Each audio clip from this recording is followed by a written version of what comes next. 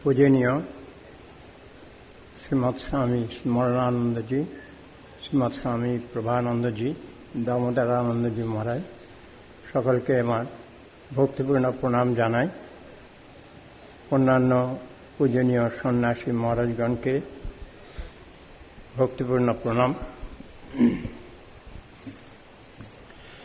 एवं अन्यान्य सन्यासी ब्रह्मचारी बृंद भक्तबृंद, भगवान श्री रामकृष्ण देवेर कृपाते आमरा आज एखाने एकत्रित हয়েছি। একবার ভাবলে এই আজকের দিনটার জন্য কত পৃথিবীর কত জায়গায় কত আশ্রম কত মানুষ কত ভক্ত তারা অপেক্ষা করেছিলেন অধীর আগ্রহে যে আজকের দিন ঠাকুরের শুভ আবির্ভাব তিথি। এই লক্ষ লক্ষ লোকের চিন্তা, তার সঙ্গে এই বেলুড় মঠের পরিবেশে এখানে যারা আমরা একত্রিত হয়েছি সকলের চিন্তা মিলিয়ে আজকে নিশ্চয়ই এটি বিশেষ মুহূর্ত, বিশেষ দিনের আবির্ভাব হয়েছে। ভাগ্যবান যারা তারা এর সুযোগ পাচ্ছেন, পাবেন এবং স্মৃতিতে ধরে রাখবেন। কারণ এটাই হচ্ছে কসমিক মাইন্ডে যে একটা ভাইব্রেশনের সৃষ্টি করে। আমাদের আজকের সারাটি দিন সকাল থেকে সেই মঙ্গলারতি থেকে আরম্ভ হয়েছে। যেসব ভক্তরা কাছাকাছি থাকেন তারা সুযোগ পেয়েছেন, সাধু ব্রহ্মচারীরা তো তাদের এটা ঘর বাড়ি, তারা তো এর সঙ্গে লেগেই আছেন। সকাল থেকে চলছে, চলতে চলতে এই বিকেলবেলার পর্যন্ত এসেছে। এখানেই শেষ হয়ে যাবে না, এরপরেই আছে আবার প্রভুর সুন্দর আরতি হবে। এইখানেই আরতির পরেও আবার শেষ হবে না। সেখানে আপনাদের পার্টিসিপেশন তেমন না থাকলেও কিন্তু প্রভুরকে নিয়ে যে লীলা সেটা চলবে। আমরা সাধু অনুচারীরাই তার মধ্যে ভাগিদার থাকি। সেখানে হচ্ছে রাত্রিবেলায় প্রভুর শ্রীবিগ্রহে কালী পূজা হবে এবং শেষকালে ভোরবেলায় উষা লগ্নে সন্ন্যাস ব্রত গ্রহণ করবেন আমাদের 50টি ব্রহ্মচারী। সুতরাং বুঝতেই পারছেন এই দিনটির একটা কীরকম পরিবেশ সৃষ্টি হয়েছে। আমাদের বক্তব্য বিষয়ে শুধু লেখাই ছিল ঠাকুরের জীবন ও বাণী এরকমই, কিন্তু কিভাবে হয়েছে আমি জানি না। তিনজনাই যা বক্তৃতা দিয়েছেন, দেওয়ার ফলে একটা অপূর্ব একটা সমাবেশ হয়ে গেছে। ত্যাগরূপানন্দ সুন্দরভাবে ছোট ছোট ঘটনা দিয়ে আমাদের গদাই ঠাকুরকে সেভাবে চোখের সামনে তুলে নিয়ে এসেছে। শুধু সে লীলা চিন্তাই করেনি, তার সঙ্গে সঙ্গে লীলার তত্ত্বেরও চিন্তা করে দিয়েছে। ত্যাগরূপানন্দজি অবতার তত্ত্ব সেটি কি? ঠাকুর বলছেন, আমি কে, তোরা কে, আর আমার সঙ্গে তোদের কি সম্পর্ক, এইটা জানলেই হলো। সুতরাং এই তত্ত্বটি এবং অবতার তত্ত্বটির বিভিন্ন ফ্যাসেট, সেইগুলি নিয়ে নানানভাবে বিশৃঙ্খলমুখী অথচ তার সঙ্গে একটা ভক্তির রসাশ্রিত অপূর্ব একটা প্রতিবেদন স্থাপন করেছেন। আমাদের বিশ্বআত্মানন্দজি তিনি ধরেছেন সাধন মার্গ। ঠাকুর কীরকম ধরনের সাধনা চেয়েছেন তার উত্তরসূরি যারা তার ভাবকে নিয়ে এগিয়ে যেতে চায় তাদের। আজ আমরা এই বেলুড় মঠে এসেছি, বসে ঠাকুরের কথা বলছি। এই বেলুড় মঠ সম্বন্ধে প্রেমেশানন্দ মহারাজের একটি কবিতা আছে, অনেকে পড়েছেন, তবু আমি সেটু পড়ি। বেলুড়ে চতুর্থ ধাম মুক্তি নিকেতন, নবযুগ ধর্মচক্র যথা প্রবর্তন, অঙ্গীকার রক্ষাতরে জ্ঞান ঘন কলেবরে, রামকৃষ্ণ বিদ্যমান সদা শিষ্য প্রেমে, জ্ঞান মিশি কর্মসনে প্রেমে যোগে সম্মিলনে, মিটিল কলহ সেথা পূরবে পশ্চিমে। আবার বলছে নর হয় নারায়ণ করি ভূমি পরশন। এই জমি এমন একটা যে কবির ভাষাতে যদি কেউ স্পর্শ করে তাহলে সে নারায়ণে উত্তীর্ণ হয়ে যেতে পারে। এমনই পবিত্র স্থানে সেই ভগবানের কথা বলা আমরা সুযোগ পেয়েছি। আমি ঠাকুরের যে আত্মশক্তি বা চৈতন্য শক্তি, তাঁর কীরকমভাবে তিনি চৈতন্য শক্তির কতটা তিনি ভরপুর থাকতেন, আমি সেই দিকটার উপর একটু আলোচনা করতে চাই। যেমন আমাদের এর আগের, কারণ স্বামীজি বলেছেন অবতার বরিষ্ঠায়, কেন বলেছেন? এর আগের আমরা দেখছি মৎস্য কুর্ম বরাহ ইত্যাদি ইত্যাদি হতে হতে নৃসিংহ পর্যন্ত, সেখানে আমরা দেখেছি সেখানে দৈহিক শক্তি ক্ষাত্রবীর্যের সেখানে তারই প্রকাশ বেশি। যার বেশি দৈহিক শক্তি সেই সেখানে জয়ী হচ্ছেন। তারপরে যখন রামচন্দ্র এলেন, রামের সময় তাঁর স্বাভাবিকই দৈহিক শক্তি যথেষ্ট ছিল, তার সঙ্গে তাঁর দৈবী শক্তিও ছিল, কিন্তু তার উপরে আর একটা শক্তি যেটি দেখি সেটি হচ্ছে যে তিনি মর্যাদা পুরুষোত্তম রাম, অর্থাৎ তিনি কারোরই মর্যাদাকে লঙ্ঘন করছেন না। প্রত্যেকেরই sense of consideration for others. সর্বোপরি কতদূর গেছে এই প্রথায়, এর আগে ব্রাহ্মণ এবং ক্ষত্রিয় ছাড়া অন্য কারোরই কোনো সোশ্যাল রেকগনিশন ছিল না। রামচন্দ্রের প্রথম সাধারণ একটি প্রজা সীতার চরিত্র সম্বন্ধে কানাঘোষা করেছে, তার জন্যে তিনি সীতাকে বনবাসে দিয়ে দিলেন। যে সীতা অগ্নি পরীক্ষিতা, এবং রামচন্দ্র জানেনও সীতা কি, কারণ তাঁরই তো লীলা সঙ্গিনী। তা সত্ত্বেও পাবলিক ভয়েসকে ইম্পর্টেন্স দেবার জন্যে তিনি তাকে সীতাকে দিলেন। এরপরে শ্রীকৃষ্ণ, তিনি তো জন্মেছিলেনই, মানে বড় হয়েছেন, জন্মানোর সময় থেকেই বলতে গেলে তিনি গোপকুলে জন্ম হয়েছে, সাধারণ লোকের সঙ্গে তিনি বড় হয়েছেন। হতে হতে তিনি এমন একটা পার্সোনালিটি যে প্রত্যেকেই তাকে মনে করছে সে তার খুব আপনার। সবাই মনে করে এ এক আমাদের আশ্রয়, সে বড় লোকই হোক, ছোট লোকই হোক, তার বন্ধুই হোক, তার পিতৃস্থানীয়ই হোক, যে কেউ হোক, সে জানে একে বললে এ একটা কিছু ব্যবস্থা করতে পারে। এই যে প্রত্যেকেরই কাছে তিনি অ্যাক্সেসেবল, একটি তার অপূর্ব। যেমন শ্রীকৃষ্ণের জীবনের দিকে তিনটে সাইড আছে যেখানে তার এই চৈতন্য শক্তির বিকাশ দেখি। একটি হচ্ছে তার গোপাল মূর্তি। তিনি নিজেকে গোপাল রূপে এমনভাবে প্রকাশ করেছেন যাকে অবলম্বন করে যুগ যুগ ধরে বহু সাধক সাধিকা তারা ভগবানের সঙ্গে একাত্মতা বোধ করছেন। দ্বিতীয় তার গোপী লীলা। এই গোপী লীলার মাধ্যমে যেখানে কাম গন্ধ, কামের সঙ্গে যে জীবের একটা সম্পর্ক আছে, সেই কামটাকে যে কিভাবে কোথায় তুলে নিয়ে যাওয়া যায় তার একটা তিনি নিদর্শন সমাজের সামনে তুলে ধরেছেন। আর থার্ড হচ্ছে তিনি নিজে যেমন গীতার প্রচার করেছেন, এই গীতার বাণী উল্লেখ করেছেন, ঠিক সেই রকম ভাবেই তিনি নিজে তার জীবনে সে গীতার আদর্শ দেখিয়ে গেছেন। এরপরে আমরা দেখছি ভগবান বুদ্ধের কথা। শ্রীকৃষ্ণের ভেতরে তার ছিল সুদর্শন চক্র ছিল, কিন্তু গৌতম বুদ্ধ তিনি সম্পূর্ণ চৈতন্য শক্তিতে, তার ছিল প্রেম, করুণা, মাধুর্য। এই শক্তি দিয়েই তিনি সবাইকে জাগিয়েছেন। তার এমন জাগাবার ক্ষমতা, সে সেখানে বৈশ্য শূদ্র প্রত্যেকেই, ব্রাহ্মণ এবং ক্ষত্রিয় যে মর্যাদা ছিল সেই মর্যাদা তারা অধিকারী হলো। এই অধিকারী হওয়ার ফলে গোটা ভারতবর্ষ এবং ভারতবর্ষকে কেন্দ্র করে আশেপাশের সমস্ত দেশে কি জনজাগরণ হয়েছে তার সাক্ষী ইতিহাসই আছে। এরপরে শঙ্কর এলেন। শঙ্করও চৈতন্য শক্তিতেই এগিয়ে এসেছেন। শঙ্কর তিনি যা হয় সাধারণত ধর্মের গ্লানি হয়, কারণ উত্তরসূরি ঠিকমতো লোক থাকেন না, যারা তার ধারক এবং বাহক থাকেন।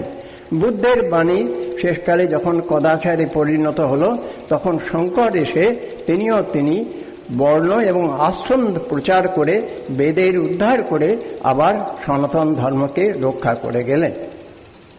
এরপরে এলেন চৈতন্যদেব। চৈতন্যদেবের মধ্যে আমরা দুটি মিশ্রণ দেখতে পাচ্ছি, বুদ্ধের হৃদয় এবং শঙ্করের প্রজ্ঞা। কারণ শ্রী চৈতন্যদেব তিনি যেমন বর্ণাশ্রম ধর্ম এবং বেদের যে যা অনুশাসন ছিল, শঙ্কর যেগুলি করে গেলেন সবটাই তিনি ধরে রাখলেন, তার সঙ্গে তিনি বুদ্ধের হৃদয় প্রয়োগ করলেন। মুচি হয়ে সূচি হয় যদি শ্রীকৃষ্ণ ভজে, চণ্ডালপি দ্বিজশ্রেষ্ঠ হরিভক্তি পরায়ণ। সুতরাং সেখানে আর কোনো ব্রাহ্মণ চণ্ডালের কোনো ভেদ রইল না, সব এক হয়ে গেল। চৈতন্যদেবের তাঁর জীবনের আমরা তিনটি জিনিস দেখছি। তিনি একটি জিনিস জীবনের লক্ষ্য, যে তিনি একটি সন্ন্যাসী সম্প্রদায়, যেটা ত্যাগী সম্প্রদায় সৃষ্টি করেছেন।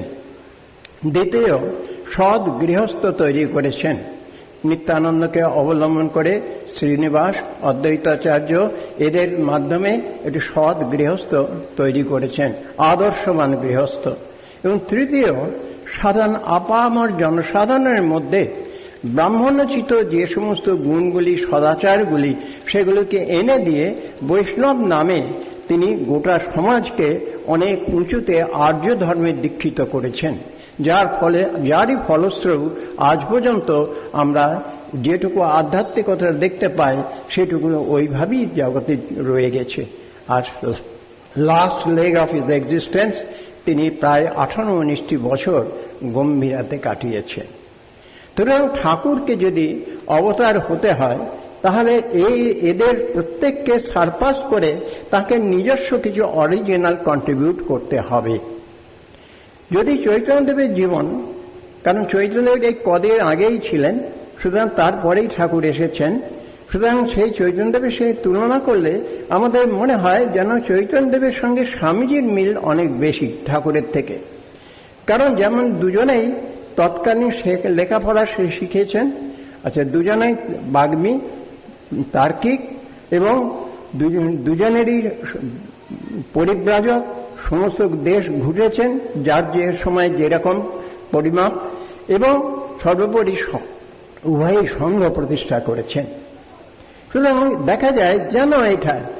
তারপরে চৈতন্যদেব যে গম্ভীরাতে কাটালেন 19টা বছর, সেই 19টা বছরেরই যেন কন্টিনিউয়েশন হলো ঠাকুরের।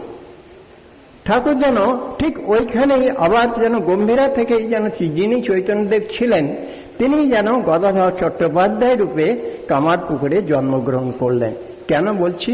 কারণ ঠাকুর বলছেন, দেখো আমি মায়েরই বলছি, আমি ঈশ্বর বই আর কিছু জানি না, তার কাছে কোনো জগতের আর কিচ্ছু নেই। বলছেন আমি ঈশ্বর বই আর কিছু জানি না, তোমরা 5টা জিনিস নিয়ে আছো, আমার তো একটাই জিনিস আছে, সেটি ভগবান। তাই আমি ওই ভগবানকেই এভাবে সেভাবে নানানভাবে আমি ভোগ করি। আমরা ঠাকুরের জীবনে একটা অদ্ভুত জিনিস দেখছি, যেটি আমাদের প্রসঙ্গ করেছে ত্যাগরূপানন্দজি। বলছেন যে তিনি তোর চালকলা বাঁধা বিদ্যে আমি শিখব না। চালকলা বাঁধা বিদ্যেটা কি? একটা সোশ্যাল সিকিউরিটি। তো এখন উনি এই সোশ্যাল সিকিউরিটিটাকে ছেড়ে কে দিতে পারে? কে ছাড়তে পারে? একমাত্র শিশুই ছাড়তে পারে, যার ভেতরে কোনো জ্ঞান আছে, সজাগ সচেতন, তার পক্ষে সোশ্যাল সিকিউরিটি, নিজের এক্সিস্টেন্সের সিকিউরিটি ছাড়া সম্ভব হয় না। কিন্তু শিশু পারে। তিনি ছিলেন সত্যিই শিশু, সেই জন্যই তিনি বলছেন আমি জগদম্বার বালক। বলে মা আমাকে এইরকম বালকের অবস্থায় রেখেছে, আমার সব মা জানে। আমরা দেখলাম যে বেদান্ত চর্চা করবেন কি করবে না, বলে মাকে গিয়ে জিজ্ঞেস করে আসি, মা বলল। নরেন কিছু বলেছে, অমনি মাকে গিয়ে জিজ্ঞেস করতে যাচ্ছেন, ঠকাস করে গিয়ে মার কাছে কি জিজ্ঞেস করলেন, মা কি উত্তর দিলেন? এসে বললেন শালা তোর কথা আর নেবো না, কেন মা বলেছে এই। নরেন কখনো অন্যায় করতে পারে না, কেন মা বলেছেন। এই যে মা এবং ছেলে, এই যে তাঁর একটা এমন একটা শিশু সত্তা, এটি দেখলে উচ্চমুখ হয়ে যেতে হয়। এই যুগে কত দূর হয়েছে, মাকে জিজ্ঞেস করা হলো যে আপনি ঠাকুরকে কিভাবে দেখেন। প্রথমে যেমন বলেন নারায়ণ রূপে হেনা তেনা, তারপরে সেখানে যখন আশুমিত্র চেপে ধরেছেন বা রাসবিহারী নামটা ভুলে যাচ্ছি, চেপে ধরেছেন, তখন বললেন সন্তানের মতো দেখি। ঠাকুর ছিলেন তার চোখে সন্তান। স্বামীজিও ঠিক সেই কথাই বলছেন। স্বামীজিও বলছেন যে আমি তাকে আমার সন্তানের মতন দেখি। কেন বলে, দেখিসনি তিনি আমার উপর কতখানি নির্ভর করতেন। স্বামীজি জানতেন যে তাকে ঠাকুরকে প্রোটেকশন দিতে হবে, রক্ষা করতে হবে। বলতেন নরেন সবাই থাকলে আমার বল। উনি নার্ভাস হয়ে যাচ্ছেন, বলছেন আমি একে ওকে ডাকছেন, কেউ পণ্ডিত আসছে, গুণীগানি আসছে, নার্ভাস হয়ে যাচ্ছেন, একে ওকে ডাকছেন পাশে থাকলে। কেন, তিনি তো বালক। ওই কাপড়টা তিনি পরেছেন, দুঃশালার কাপড় বলে বগল দাবা করে কাপড় নিয়ে যাচ্ছেন, দুঃশালার কাপড় বলে সেটাকে ফেলে দিলেন। সুতরাং তিনি ল্যাংটা হয়ে ফিক ফিক করে হাসতে হাসতে যাচ্ছেন। তখন একজন বলে, আরে দেখো দেখো ইসকা পরমহংস অবস্থা। নিজেই বলছেন দেখো আমার হাসি পাচ্ছে। এই যে শিশু কাম গন্ধহীন জগতে কোনো কিছু চায় না, শুদ্ধ একটি শক্তি তার আছে, সে শক্তিটি হচ্ছে শুদ্ধ চৈতন্যের শক্তি। এই চৈতন্যের শক্তিতেই তার যাবতীয় কিছু। আমাদের শাস্ত্র ইয়েতে লতেও আছে যে ডিপি ইজ কনসিডার্ড মাইনর, তাকে মাইনর মনে করা হয় যে সে বাচ্চা ছেলে, ও নিজের দেখাশোনা করতে পারবে না, সেই জন্য কয়েকজনকে ট্রাস্টি করে দেওয়া হয়। তার কাজ হলো ওর খাওয়া পড়া থাকার ব্যবসা, কখন বিশ্রাম কেউ কখন কি করবে। যেমন একটা বাড়িতে ছোট ছেলের যেমন গার্জেনরা থাকে তারা দেখাশোনা করে, ঠিক সেই রকম ঠাকুরও ঠিক সেই রকমই। বলছেন কোথায় গেছেন, বলছে আমাকে কে লয়ে যাবে। ভাবুন তো, একটা বয়স্ক লোক, 48 বছর বয়স লোক, সেটা বলছে আমাকে কে লয়ে যাবে। এবং এমনভাবে এমন অকপটে তিনি সেটা প্রকাশ করছেন, প্রত্যেকেই তাই বলছেন জামার বোতাম নেই, এটাতে কিছু দোষ হবে না তো, আপনি তো ছেলে, আপনার কি আছে, আপনার তো কিছু হবে না। উনিও সঙ্গে সঙ্গে সেটা ছেলে যা বললো তাই মেনে নিচ্ছেন। এই যে একটি জিনিস, প্রেমেশ মহারাজ, আমি কাশীতে ছিলাম সে সময় একবার, কাশীতে সে সময় একবার বলছেন যে দেখো আমার একটা মনে হয়, তখন ওর শরীর খুব অসুস্থ, চোখে দেখেন না, অথর্ব একেবারে, নিজে লেখাপড়া করতে পারেন না। তা সে সময় বলছে আমার একটা ইচ্ছে ছিল, আমি একটা ভ্রমণ কাহিনী লিখব। আমি বলে কি ভ্রমণ কাহিনী? বললেন গদাধরের ভ্রমণ কাহিনী। আমি গদাধরের ভ্রমণ কাহিনী মানে? বললেন যে এই যে দেখো না, দেখতে পাচ্ছ না কথা আছেন, এই তিনি নির্গুণে যাচ্ছেন, এই সবিচার, এই নির্বিচার, এই সবিকল্প, এই নির্বিকল্প, সবই সপ্রজ্ঞাত অসম্প্রজ্ঞাত, ওঠা নামা তিনি করছেন। এই মাত্র তিনি শিব নাম করতে করতে সমাধিস্থ হয়ে গেলেন। সমাধি যখন বুদ্ধিত উঠলেন, তিনি হরিনাম করতে করতে নাচতে আরম্ভ করে দিলেন। এই যে সব কিছুর মধ্যে সবকটি অবতার ভগবানের যে কোনো সত্তাটাকে যে নিয়ে এরকম হাসা ডোবা চলাফেরা করতে পারা যায়, এই একটা অপূর্ব জিনিস। সুতরাং আমি এইটা ভাবছি যে তখন ওরই একটা গানে কবিতার মধ্যে আছে, সমাধি প্রমাণ পেয়ে মহাভাব নিরখিয়ে মানুষ সংশয় মুক্ত হইল ধরায়। বিশুদ্ধানন্দ মহারাজ তিনি সারগাছিতে একবার, প্রেমেশ মহারাজ এবং বিশুদ্ধানন্দ স্বামী বসে আছেন দুজনা বারান্দাতে, এই গরমকাল। হাসতে হাসতে বিশুদ্ধানন্দ স্বামী প্রেমেশানন্দ মহারাজকে বলছেন, পেরেছেন শঙ্কর বলতে? বলছেন, বলে ওজনে কম পড়বে। এই যে ওজনে কম পড়বে, অর্থাৎ জীব জগৎ মায়া সবটা নিয়ে ব্রহ্ম। ব্রহ্ম বলতে গেলে শুধু জগৎটাকে বাদ দিয়ে, এই মায়াটাকে বাদ দিয়ে যেটুকু নেব তা নয়। ঠাকুর যেমন বললেন জল হেললে দুললেও জল, আবার জল স্থির থাকলেও জল। এই যে সুতরাং যে কোনো অবস্থাতেই এটা একই জিনিস, একই সত্তা যে রয়েছে, এবং ঠাকুর সেটি দেখিয়েছেন। সেখানে প্রেমেশ মহারাজ তাঁর একটা কবিতাতে লিখেছেন, তুমি নাকি অনাবৃত অগুণ চেতন, তুমি আমি মিশে একাকার, দ্বিজ শিশুরূপে ছেয়ে আছো প্রাণ মোর, অবসর কোথা ভাবনা। সুতরাং তুমি, অর্থাৎ তিনি সগুণ নির্গুণ সাকার নিরাকার, মানুষ হয়ে অবতার রূপে তিনি সবই হয়ে রয়েছেন। ঠাকুর বলছেন চোখ বুঝলে তিনি আছেন, চোখ চাইলে তিনি নেই। শালগ্রাম থেকেও মানুষ বড়, প্রতিমায় তার পূজা হয়, জ্যান্ত মানুষে তার পূজা হয় না। স্বামীজি শুনে বললেন, যা আজকে শুনলাম যদি কখনো দিন দেন আমি জগৎকে দেখাবো। হ্যাঁ, জগৎকে দেখিয়েছেন। আমাদের পাতঞ্জল যোগসূত্রে আছে কায়ব্যূহের কথা, নির্মাণ ও দেহ। যোগীরা তাদের কর্ম তাড়াতাড়ি সিদ্ধ করবার জন্যে অনেক সময় কতগুলো বডি তৈরি করে তার মধ্যে দিয়ে লীলা করেন। তার ঠিক সেই রকমই এই অবতারে ঠাকুর এত শুদ্ধ বিশুদ্ধ চৈতন্য যে তার পক্ষে এই জগতের মধ্যে চলাফেরা, এই রজতমময় জগতের ভেতরে ট্রানজাকশন করা খুব কঠিন।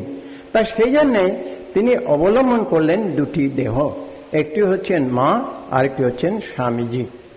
আমাদের মার যেমন কিরকম ছিলেন, একটু ছোট্ট দুটি ঘটনা বললে বুঝতে পারা যায় যে তার কসমিক মাইন্ডে তাঁরা থাকতেন। একদিন প্রসন্ন, সর্দা প্রসন্নকে পয়সা দিতে ঠাকুর বললেন, যা তুই ওখান থেকে নগর থেকে পয়সা নিয়ে নে, গাড়ি ভাড়া। ওখানে গিয়ে দেখে ঠিক পয়সাটি রাখা আছে। তাকে মাকে পরে মা যখন বলেছেন তখন কে প্রশ্নটি করলেন, নাম মনে নেই, বললেন যে আচ্ছা মা তুমি জানলে কি করে ঠাকুর যে পয়সা দিতে বলেছেন? মা বলে, আমার মন তো ওখানেই থাকতো কিনা। অর্থাৎ she was living in cosmic vibration. ঠাকুরের মন এবং তার মন দুজনে এক হয়ে গেছে। খোকা মহারাজ একটি বর্ণনা দিয়েছেন, কামারপুকুরে একদিন সব সারা দিনের কাজের শেষে মা গেছেন ঠাকুরের ঘরে। ঠাকুরের ঘরে গিয়ে দেখছেন সেখানে ঠাকুর নেই, খাটের ওপরে সেখানে একটা জ্যোতিপুঞ্জ বসে রয়েছে স্থির হয়ে। মা হাঁ হয়ে ভাবছেন কি হলো, ঠাকুর কোথায় গেলেন। হঠাৎ সেই জ্যোতির মধ্য থেকেই ঠাকুর বেরিয়ে এলেন। বেরিয়ে এসে মাকে গড় হয়ে প্রণাম করলেন। প্রণাম করে বলছেন, ও তাই তুমি বুঝি এখন এই রূপ ধরে আছো। সুতরাং তাদের দুজনের ভেতর যে কি লীলা, এবং মা সেজন্য তার এর আগের অবতারে কখনোই আমরা এই মাকে এত অ্যাক্টিভ রোল, আমি বলবো প্রোঅ্যাক্টিভ রোল, কারণ ঠাকুরও বলছেন এ আর কি করেছে, তোমাকে এর থেকেও অনেক বেশি করতে হবে। শুধু মাও বলেছেন, তাই তো আমি দেখলু এত তো করা ছিল। এবং শুধু তাই নয়, বলছেন আমার এইরকম শরীর না হয় যদি আরো বড় শরীর হতো তাহলে কত লোকের কত উপকার হতো, কত সেবা করতে পারতুম। স্বামীজি সম্বন্ধে, স্বামীজি ও ঠাকুরের এই আরেকটি কাব্য, আরেকটি বিগ্রহ। স্বামীজি সম্বন্ধে পুঁথিকার বলেছেন, প্রভুর অধিক শক্তি ইহার ভিতরে সবিশেষ পরিচয় ক্রমে পাবে পরে। প্রভুর অধিক শক্তি ইহার ভিতরে, স্বামীজির ভেতরে শক্তি আরো বেশি। তিনি কি শক্তি? সে শক্তি হলো ঠাকুরের এই যে বাণী, চোখ বুঝলে তিনি আছেন, চোখ চাইলে তিনি নেই। এই যে চোখ চেয়েও যে সেই ভগবান আছেন, এটিকে তিনি প্রয়োগ করেছেন। প্রয়োগ অনেক সাধক, অনেক ভাগ্যবান সাধক আছেন, তারা এর আগেও ছিলেন, যারা সর্বভূতে ঈশ্বর দর্শন করেছেন। আমাদের শাস্ত্রে এর বহু বহু ভুরি ভুরি প্রমাণ আছে। তখন কীরকম তাদের অনুভূতি হয় তাও আছে, কিন্তু সেটা ব্যক্তিকেন্দ্রিক। আমি যদি আমার সাধন বলে আমি এগিয়ে উঠি তবেই আমি সেটা পারব। কিন্তু এইটাকে কোনো একটা সাধন প্রক্রিয়ার দ্বারা সমষ্টিগতভাবে এটাকে প্রয়োগ করা যায় কিনা তার কোনো এ পর্যন্ত ফর্মুলা আমরা পাইনি। কিন্তু স্বামীজি সেইটা, যেটি আমাদের আত্মরূপানন্দজি বলেছেন, যে ঠাকুরের এই জ্ঞান কর্ম ভক্তি যোগের মাধ্যমে তিনি এমন একটি জিনিস তৈরি করেছেন, একটা মেকানিজম করেছেন, যেটি হচ্ছে এই নরনারায়ণ, এই সেবা যোগ। এই সেবা যোগের মাধ্যমে জীবের অভ্যুদয় এবং নিঃশ্রেয়স উভয়ই বেনিফিটেড। যার সেবা হচ্ছে সে অভ্যুদয় হচ্ছে, আর যিনি করছেন তার নিঃশ্রেয়স হচ্ছে। এবং এইভাবে একটি নতুন যুগ, নতুন সাধনার প্রক্রিয়া নিয়ে এসেছেন। এই প্রক্রিয়াটা এমন, কেননা মা তিনি তার জীবনে করে দেখিয়ে দিয়েছেন যে ব্রহ্মৈব তেন গন্তব্যম ব্রহ্মকর্ম সমাধিনা, অর্থাৎ যিনি সে ব্রহ্ম থেকে সাধনার দ্বারা, ব্রহ্মের সাধনার দ্বারা ব্রহ্মই প্রাপ্তি হয়। ঠিক এই যে সেবার দ্বারা যে কি প্রাপ্তি ঘটে মা তার জীবনে দেখিয়েছেন। মা সারাটা জীবন এই সেবা তার ভগবান লাভ করার জন্যে তো সেবা করতে হয়নি, কিন্তু ভগবান লাভ হলেই ওই রকম সত্তাতেই অবস্থান হয়, যেটি তার মা করে দেখিয়েছেন, যেটি বাবুরাম মহারাজ দেখিয়েছেন, যেটি শরৎ মহারাজ দেখিয়েছেন, যেটি শশী মহারাজ দেখিয়েছেন, এবং যেটিকে সাধন রূপে আজও এই সঙ্গে আমাদের চলে আসছে। এছাড়াও আরেকটি বড় জিনিস হয়েছে, এর আগের কোনো অবতারে আমরা দেখিনি। তারা সবাই তাদের সহায়ক হিসেবে নিয়েছেন হয় পণ্ডিত, নয় জ্ঞানী গুণী, না হলে বয়স্ক লোক অথবা আধ্যাত্মিক পুরুষ। এবছর এই যুগে ঠাকুর বেছে নিয়েছেন কয়েকটি বালককে। তাদের গুণের মধ্যে একটি গুণ আছে, তারা হচ্ছে পবিত্র আর অকপট সরল বিশ্বাস। শরৎ মহারাজ বলেছেন কবিতাময় সরল বিশ্বাস, তাদের অকপট বিশ্বাস। ঠাকুর পবিত্রময় চরিত্র, সুতরাং তাঁর প্রতি তারা আকর্ষণ বোধ করেছে এবং বোধ করার ফলে তাদের সমস্ত জিনিস বিশ্বাস করে তাদের ছেড়ে দিয়েছেন। স্বামীজি সেই জন্য বলেছেন, আহ্বানও করেছেন যুবকদের, যারা তোমরা অনাঘ্রত পুষ্প আছো তারা ত্যাগের পথে চলে এসো, এই দানে নিজেকে বলিস্বরূপ দান করো। এই হয়েছে সুযোগ, তা না হলে সমাজের কখনোই উন্নতি হবে না। স্বামীজির এই আহ্বান আছে। এই যে স্বামীজির এই ঠাকুরের এই যে বাণী, সেটি স্বামীজি এবং মা যেটিকে ধারণ করলেন, করে তাঁর পরে নেক্সট জেনারেশনে দিয়ে গেলেন, তাদের সঙ্গে আমরা একই সঙ্গে পাচ্ছি আমাদের মাস্টার মশাই, বলরাম বাবু, গিরিশ বাবু, কালীপদ ঘোষ ইত্যাদি, নাগ মশাই ইত্যাদি সবাইকে আমরা পাচ্ছি। এরা সুরেন বাবু, এরা সবাই মিলে এই মহিরু একটি সৃষ্টি করেছেন। স্বামীজি ঠাকুর বলেছিলেন, আমি ভেবেছিলাম তুই একটা বটবৃক্ষ হবি, সেই বটবৃক্ষের তলায় অনেকে এসে আশ্রয় পাবে। তা সেই বটবৃক্ষটি হচ্ছে এই সংঘরূপী বটবৃক্ষ, যেখানে সকলে এসে আশ্রয় নিয়েছে, আশ্রম পাচ্ছে এবং এগিয়েও যাচ্ছে। এই কেন এটি বটবৃক্ষটা? কারণ ঠাকুর, শুধু মা এবং স্বামীজি এরা অনেকটা ধর্মমেঘ সমাধি যেটি বলে সেই রকম অবস্থাতে তারা থাকতেন। ধর্মমেঘ সমাধি হচ্ছে প্রসংখ্যানে পি অকুশীদস্য বিবেক খ্যাতে ধর্মমেঘ সমাধি। প্রসংখ্যানে পি অকুশীদস্য অর্থাৎ যখন তার জ্ঞান এসে যায় তখন তার কাছে অনেক শক্তি আসে, কিন্তু সে শক্তি চায় না। যখন সে শক্তিটা চায় না, প্রফিটিয়ার করতে চায় না, তখনই তার ভেতরে ধর্মমেঘ সমাধি হয়। তা এই যে ঠাকুরেরকে আশ্রয় করে এবং ঠাকুরের সন্ন্যাসী, ব্রহ্মচারী, ভক্ত, গৃহী, যারা অনুরাগী যারাই আছেন, তারা প্রত্যেকেই তাঁর আদর্শকে ধরে এইরকম একটি ধর্মমেঘ অবস্থাতেই তারা অবস্থান করেন। সুতরাং এই সংঘের দ্বারা এই জগতের মহাকল্যাণ হচ্ছে। কারণ স্বামীজি বলেছেন ঠাকুর আসার সময় থেকে সত্যযুগ হয়েছে।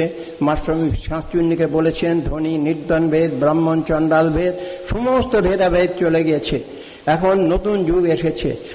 এবং এটাও স্বামীজি বলেছেন যে ঠাকুরের জীবনে যেরকম প্রশান্ত সাগরের গভীরতা, বাতাসের উদারতা আর আকাশের বিশালতা ছিল, ঠিক যেরকম বিশালতা ছিল এই সংঘ জীবন, অর্থাৎ তাঁকে যারা আশ্রয় করে থাকে তাদের ভেতরেও এই জীবনী প্রতিফলিত হয়। সুতরাং এই যে হচ্ছে অবতার চরিত্রের মাধুর্য।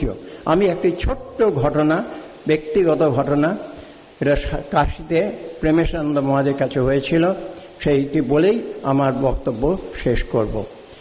কাশীতে প্রেমেশ মহারাজ আছেন, তিনি তখন অথর্ব, চোখে দেখেন না, দু চোখই একেবারে অন্ধ হয়ে গেছেন, ক্রিপল, নিজে হাঁটতে পারেন না, নিজে খেতে পারেন না, পায়খানা নিজে থেকে হয় না, কঙ্কাল শীর্ণ শরীর পড়ে আছেন। শরীর যাবার হয়তো কয়েকদিন আগে। ওর বরাবরই অভ্যাস ছিল, আমি ওর কাছে ছিলাম 10 বছর, সুতরাং আমি ওর বরাবরই দেখেছি উনি স্নান করার পর একটু জগন্নাথের আটকে প্রসাদ এবং গঙ্গা জল নিতেন। তা সেটা বরাবর ছিল বলে আমি তখন স্পঞ্জ করে দিয়ে ওকে বললাম, মহারাজ মুখটা হাঁ করুন। বললে কেন? আমি বললাম একটু গঙ্গা জল দেবো। বলে কেন? আমি কি উত্তর দেবো? আমি চুপ করে আছি। হাঁ করুন, গঙ্গা জল দেবো। আবার বলছি কেন এরকম? তা আবার আমি বললাম হাঁ করুন, গঙ্গা জল দেবো। তখন গঙ্গা জল, গঙ্গা জল, গঙ্গা জলের থেকেও তো অনেক পবিত্র জিনিস আমার আছে। আমি চুপ করে আছি। তখন জানো না, আমার কাছে আছে রামকৃষ্ণ নাম। জয় রামকৃষ্ণ।